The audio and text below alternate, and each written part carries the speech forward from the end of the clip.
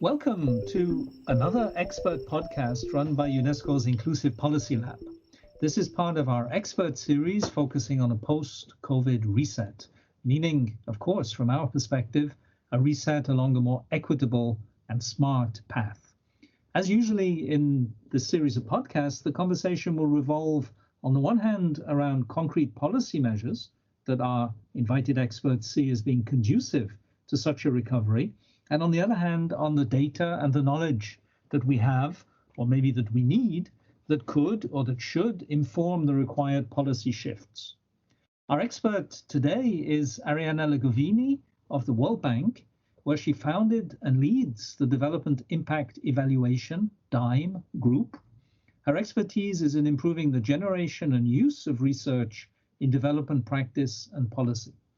Arianna works to understand and develop the institutions, the incentives, the processes required to generate actionable research. And all of these issues are, of course, critical to the conversation we'll be having today. Arianna, welcome, and thank you for accepting our invitation. Thank you, John and Julia, for having me. Thank you very much. My name is John Crowley, UNESCO's Chief of Research Policy and Foresight. And as often in this podcast series, I will be your host today. And co-hosting with me is my colleague Iulia Sevciuc, UNESCO's lead on inclusive policies and knowledge use in policy, who coordinates the work of the Inclusive Policy Lab. This podcast falls under our work stream on data for good. We'll be looking into new data, current data landscapes, and the use of data as a tool in and for governance. And running through this discussion, as always, will be the post-COVID recovery and the place of data in it. And with that in mind, what I'd like to start with is the question of data in connection with governance. In other words, data as an instrument, a tool, both in and for informed governance and decision-making.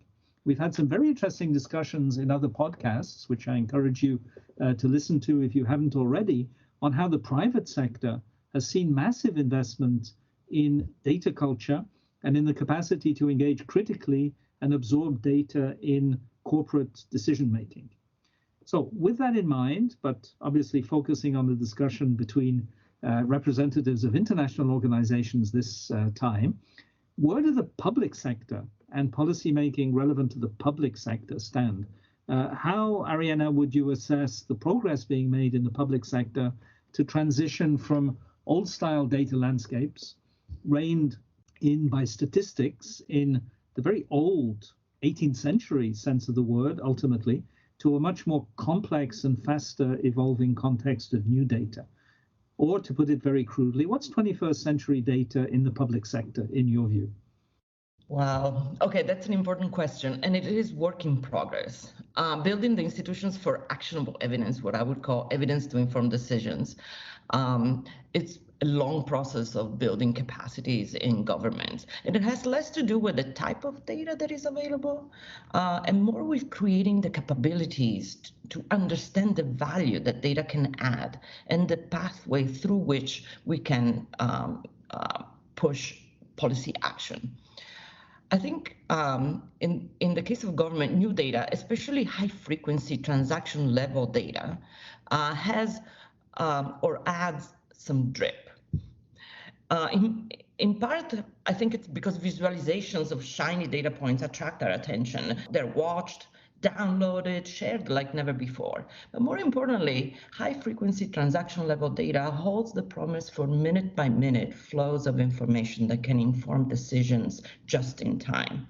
So you asked me about assessment, and I think realistically, evidence is only informing a tiny portion of the policy decisions being made every day. For most of our history, data has been scarce and quite expensive to obtain. And so research has advanced, especially in the public sector, at a slow pace, and especially so in data-poor countries.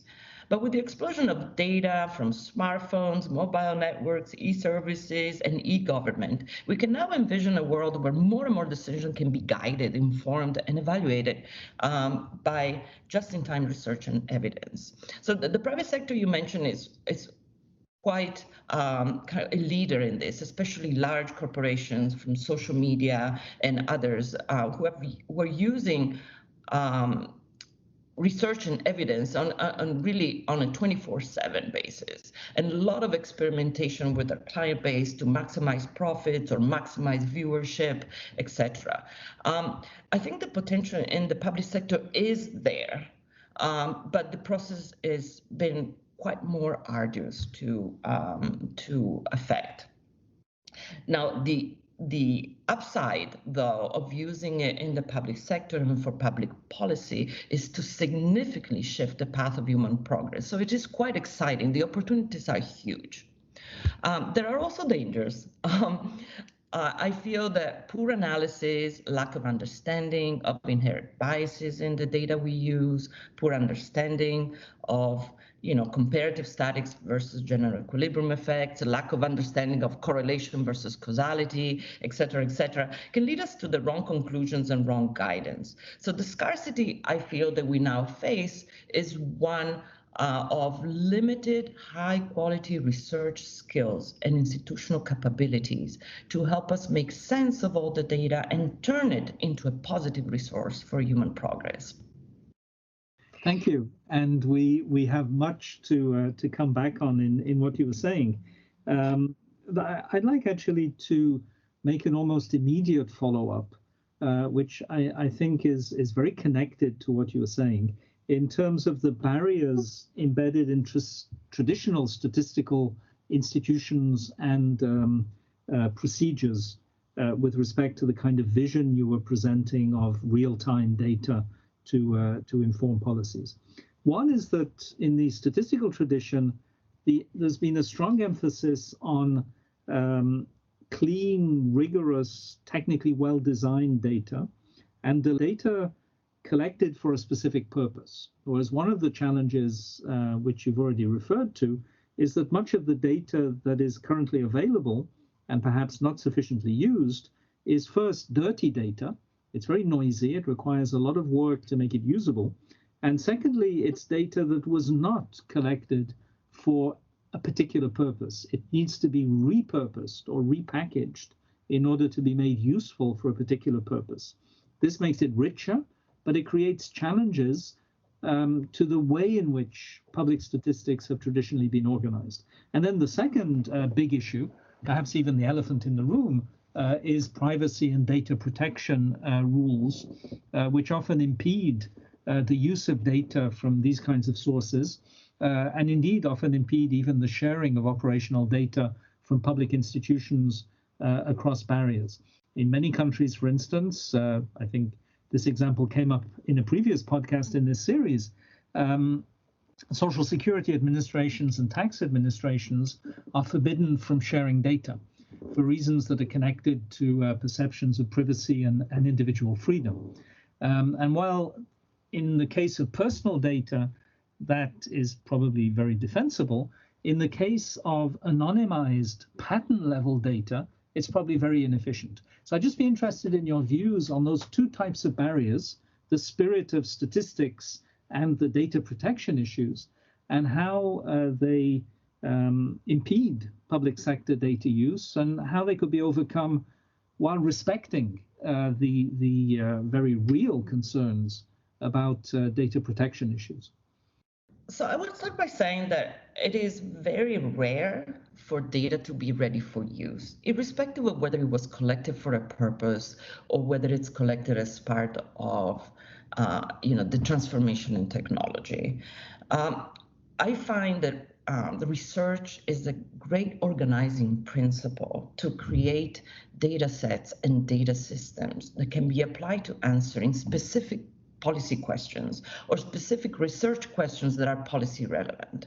And for that, there's actually a lot of work that needs to go into what I would call measurement framework, understanding what do we need to measure for what purpose, and how can we measure what we measure most efficiently.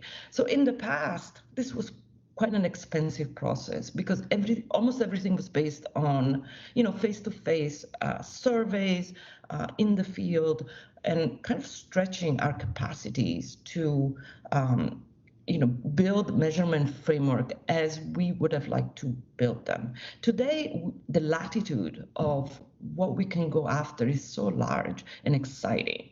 And so, in our best examples, for example, in Rwanda, building a national data system to look at the impact of rural infrastructure on economic transformation, we have merged data from firm and household surveys and censuses. We have merged administrative data from tax and land registries. We have gone out and collected primary data on 63 different commodities in 150 markets to understand in real time changes in prices and quantities.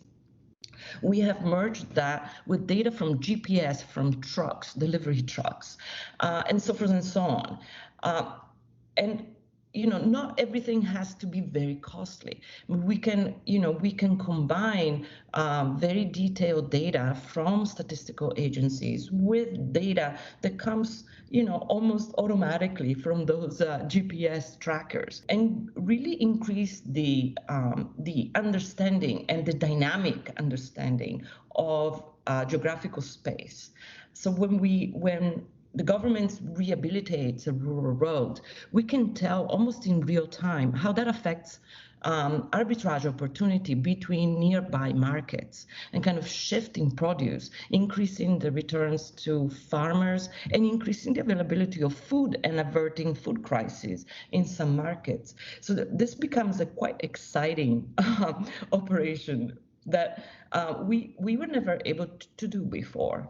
So I don't really focus on why the data is collected, but rather how we work with the different data sources. What are the most efficient ways of collecting quality data? And we do a lot of work comparing across different ways of collecting the same information and understand whether there are biases in those different ways and how do we address those biases. Because of course that's one important element in having good research that results in actionable, precise and actionable guidance. It is almost an ethical issue to deal with data in a responsible way so that the analysis results in answers that are actionable but will lead to better results as opposed to harming the very people that we want to help. On the issue of security, so this is something that we have kind of really blew up in our face during COVID. And specifically in March 2020, we started a task force on mobility. The idea was to leverage some of the research that we had done previously in using CDR data from telecom companies to understand the transmission of other disease, such as malaria and cholera. And we used CDR data to understand how mobility and migration of people contributed to transmission of disease. And we wanted to use these models and type of data to provide dashboards to governments to monitor mobility across their geographical space. And here we faced huge issues of accessibility of telecom data, exactly because of the security issues that you pointed to, John. Of course, we don't want to use data to track people or specific type of people of specific ethnicities and have people empowered to track us down. These are huge issues. And so we developed, security measures that included only having access, for example, to average movements, not specific movements of individuals. And we worked on protocols for securing data and so forth and so on, but the difficulties in accessing the data became quite binding in our ability to kind of scale up across all the countries in the world these tools and capabilities for governments to manage mobility issues in a more effective way. Now, the security issues were actually the World Bank just approved its new data security policy, and my group has been working together with others in the bank to develop all the guidelines on data security. So these are very, very similar, I think, to the security guidelines that have been implemented in the past by the EU. So everybody's becoming quite more aware of the need to and the responsibilities that we have communally to use data in a responsible fashion. At the same time, as you said, John, we want to balance the value added that the data can provide to the betterment of human conditions and making sure that we use that data in a very responsible way as not to harm the very people that we are trying to serve. Thank you. Iulia, I think you want to come in on this with a follow-up question precisely on what governments need to be doing as a priority. Yes, so we talked about the capacity of the public sector, of governments to use and engage with the new data. And you, Arianna, mentioned several things, the pace of data production, the volume and the noise in that data, and the risk of not making sense of it properly. And that not making sense properly would skew the decision making and the policy making. My understanding, I'm listening to you and I'm thinking that it's a very deep shift that is needed on the side of the governments and the public sector. What do you think they should be prioritizing in terms of steps and critical areas to invest in and focus in these fast stages of the shift and of the change?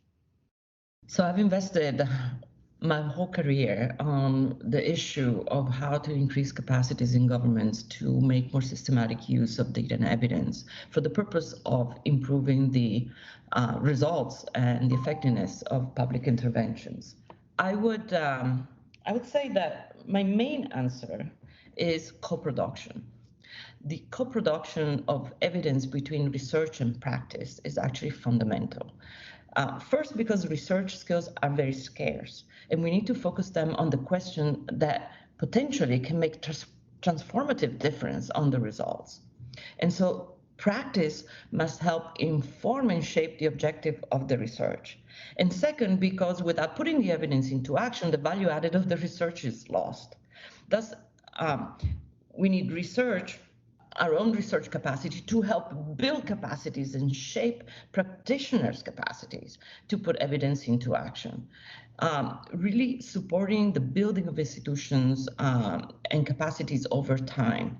Now, it so happens that this takes a lot of time.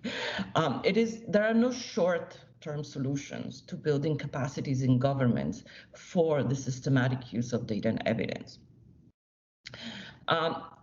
In research, also making faster progress towards bridging the knowledge gaps, which are huge, requires a different model of research, kind of moving from the micro-entrepreneurial, which is most common, to a more corporate approach to building knowledge.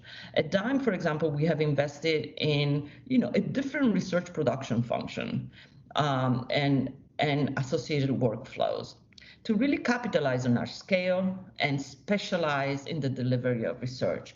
We have invested in thematic programs, in country research programs that are able to leverage both kind of the economies of scale and scope and generate, public good nature tools that we are making available to everyone in the research community. But I think more needs to happen from the research side, less competition and greater collaboration. This is one of the lessons I think we have learned from COVID, which is that once we have an objective really clear, when there is financing and the need to collaborate across many research centers around the world, we can find solutions very quickly. Financing is a big constraint and collaboration is a large constraint from the research side. In public administration, I would say that there is so much more that we can do. People generally, working in government agencies, particularly in low capacity environments, can be quite hard on public officials.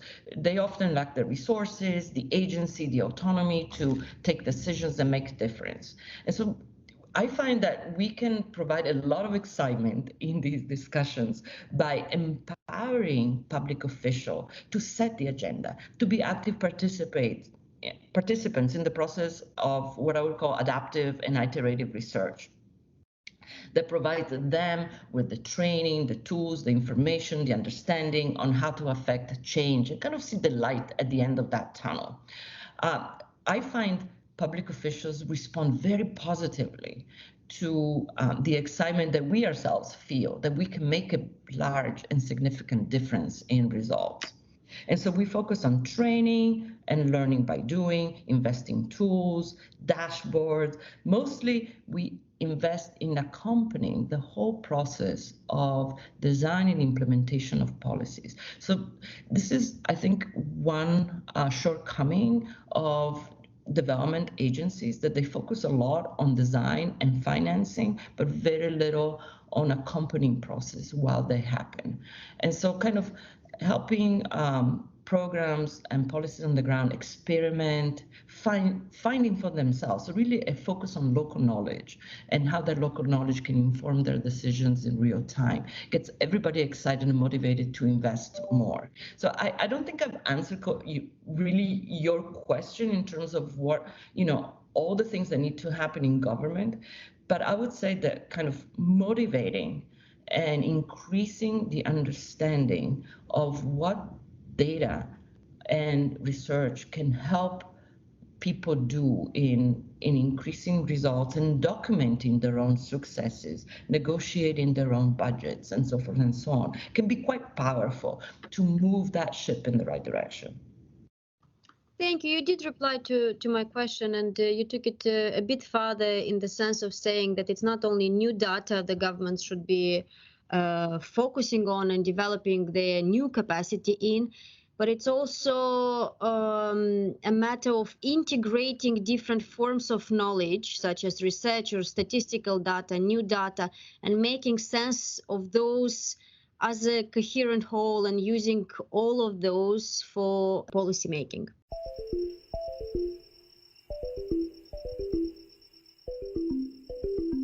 Having discussed in quite general terms issues to do with data and governance, I'd like to move now in the second part of our discussion to questions more specifically about the COVID-19 pandemic. The extent to which the pandemic has, if it has, changed the world of data, and perhaps more importantly, the realization on the part of ordinary citizens, policymakers, analysts, of the power of data and its possible uses and perhaps also misuses in collective decision-making. Perhaps never has there been so much discussion about quantitative indicators in the context of often very polemical and complicated discussions about difficult policy choices. So, given the pace at which decisions had to be made in the face of the pandemic, given the need for real-time data to inform those decisions, do you think COVID has changed the game with respect to the policy data connection? Has it perhaps done something to expose the kinds of capacity gaps we were talking about earlier, and perhaps convince people who might have been skeptical that there's now a need to invest much more in real-time reactive data that is much more comprehensive than the slow, deliberate pace of statistical investigation? How much difference has COVID really made? I think COVID greatly increased awareness among policymakers on the dearth of information they face to act on the crisis.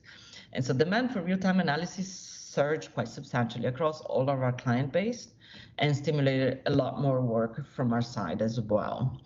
But I would say that, it is very easy to be interested during crisis, and it is much harder to sustain efforts once crisis ease out. My permanent argument to everyone who wants to hear is let's invest today, because things will happen in the future and you'll have the same questions and you don't want to be unprepared. So I would like to give you a couple of examples actually of investments that we made before the crisis and how they were used during the crisis. How much more readiness allowed us to be very forthcoming with support to governments when and exactly when they needed it. In Rwanda, we've been working for 10 years with many different agencies in government to kind of build on their already very good administrative systems and complement them with a greater amount of information. That is really our best case scenario for being able to provide daily information to government on the effect of the crisis, the effect of the urban lockdowns on the rural economy, being able to look across price changes across many different commodities and really target those farmers or those sectors that were adversely affected. But I want to give you an example from Nairobi, which is I think a little different. So back in 2015, I met someone called John Macharia. He was the founder and head of a company who that insured matatus or informal minibuses in public transit in Kenya. And we discussed issues of road safety, and he made available to me all the data that he had on road crashes. And since then, he actually died himself in a car crash more recently, which was a travesty. But since then, we worked to build a system, a data system for managing the urban space. So almost no progress has been made on the Sustainable Development Goal to cut mortality on the roads by half around the world. And this is the number one cause of untimely death of our youth. So the question we posed in that context was, is it possible to use data to target and prioritize investments on an urban landscape where those investments matter most? And so we digitized 7 years of police records on car crashes. Literally, we went through all the police stations in Nairobi and collected all the paper reports and created a digital data on those crashes. But then we realized that the data was not sufficient, and we started, developing algorithms to geolocate and timestamp Twitter reports by bystanders across the city. We then hired a delivery company to guarantee the crashes in real time. We overlaid data with Uber data, weather data, Google data, created the first real-time crash map of Nairobi. So, and then we went out and collected survey data and video analytics to understand both the infrastructure issues in hotspots as well as behaviors of people on the road. So I'm going a little bit in details in this just to say that one of the results of this work was that we found out that only 1% of the road network represents more than 50% of the deaths occurring in the city. And the 71% of those deaths are pedestrians, what I call the walking poor, because they don't have enough money to actually use the public transport system. And they die on the road in about 150 kilometers out of the possible 4,500. And by investing in that less than 1% of the road network, we could actually save so many lives that die unnecessarily and untimely. And through saving those lives, we can actually save those families from sure financial hardship and disaster. Now, this was developed before the crisis. clearly. But during the pandemic, we were able to use that system to provide real-time information to government about the effect of lockdowns, the effect that those lockdowns had on mobility, but also on speed on the roads due to lower traffic levels, and the increase and spike in crashes and mortality around the time of the curfews, as people were speeding to get home on time before they would be stopped by the police. And so kind of, and the same system and the same algorithms can be used to geolocate and timestamp other types of events in the cities, like crime or mudslides or other environmentally caused disasters around the city, help the city develop ways to both predict, plan, and manage crises in real time. Thanks for those examples, which are really very telling. What this points to is a kind of three-way connection at a minimum, which is a data ecosystem that involves both multiple, not necessarily coordinated sources of data. Secondly, the capacity to crunch that data, including in experimental ways that are looking for patterns without necessarily having a hypothesis about what patterns there might be. And then, of course, the sensitivity of policymakers, which might include corporate policymakers as well as public policymakers, to actually pay attention to what emerges from the data, even if it clashes with people's prima facie understandings of how things work. And as we know, this is at the heart of the social sciences, of course, and we know this very well in our UNESCO work. Overcoming the barriers of common sense is often one of the big challenges to using the outcome of data-driven approaches. If something clashes with what you think must be right, then you will tend to ignore it and find reasons to dismiss it. And that is obviously a barrier to be overcome. So I think Iulia wants to go a bit further in this regard. Yes, so we are talking about all of these examples, and they are fascinating. But in many cases, these are sporadic uses of data. And in crisis, indeed, many governments had access to the new data and really used it extensively to inform their decision making. But beyond the crisis, given the complex ownership of data and stewardship of new data, and much of it lies really with the private sector. Beyond the crisis, do you think the governments will have systematic and systemic access to this new data? Can they rely on this data for policy making in the longer run, not just in times of crisis? I think it's quite realistic. But it does take time and effort. I mean, this is not going to happen just by accident. So I'd say first, investments in e-government, as I mentioned earlier, in the last few decades is generating a huge amount of largely untapped data. This is, these sources continue generating larger and larger amount of data, and the interest from these agencies, as we see it, has increased a lot. And so these are uses of data that are not one time, but it is a process of learning how to use their own data for the purpose of identifying more and more way of doing better. And it is a long process. The research agendas have just started in many of these areas.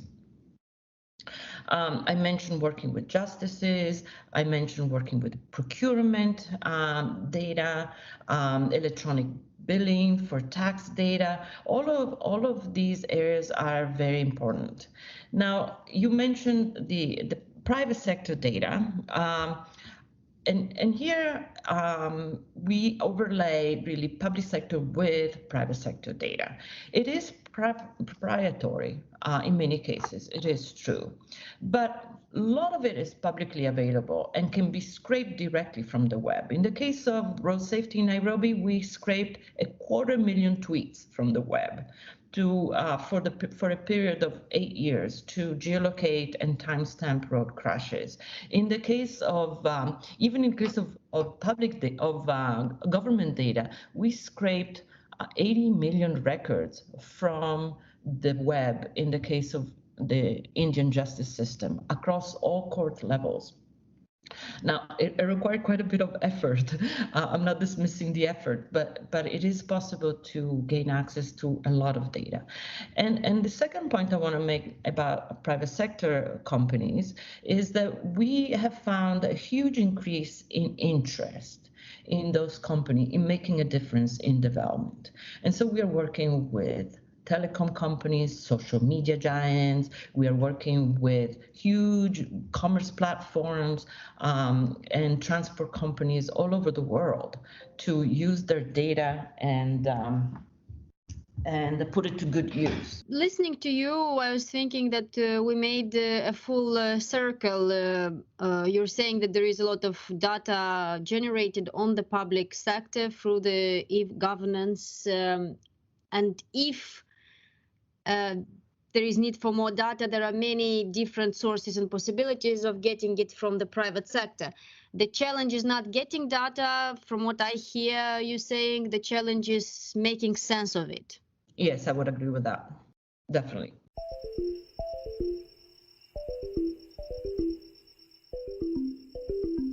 So following from that, and given the need to create data systems that actually support understanding as well as action, what, in your view, are the key areas that researchers in various areas of research, and perhaps you might want to differentiate economists, sociologists, or whatever, need to dig deeper into? What are the key knowledge gaps on data and data systems at the moment that could be answered perhaps by the kinds of initiatives that international organizations can promote? My own opinion is that we spend too much time focused on kind of general statistics and indicators, and too little time on really using research and policy relevant research question as the organizing principle to both develop the data systems to answer those policy relevant questions and to increase the motivation and awareness for having those data systems in the first place and sustaining them over time. Increasing appreciation of data, I think it's step number one to get things moving in the right direction. And we have pushed governments to collect data for a long time, but without giving them a reason to do so. And the resulting data quality was very low, and rightly so, so to speak, because nobody was using it for any good purposes. Why put so much energy into it? The main constraint that I would like to point to is financing. There is still very little understanding, not from the private sector. I think they're fairly clear that that is the way to maximize their profits, but from the kind of development institutions and public sector, there is very little understanding that research is not additional cost, but that research pays for itself. I want to give you some examples of that. We worked in Ghana on a project to increase tree planting. And we worked to introduce financial incentives, which triplicated adoption or participation in that program. And then we worked to optimize those incentives. By optimizing those incentives, we were able to double the number of communities being serviced by this project without increasing the cost, and increasing effectiveness, total effectiveness of 70% over the baseline. We only spent about $500,000 to increase the size of that program by a factor of 2, and increasing the effectiveness of that program by a factor of 70%.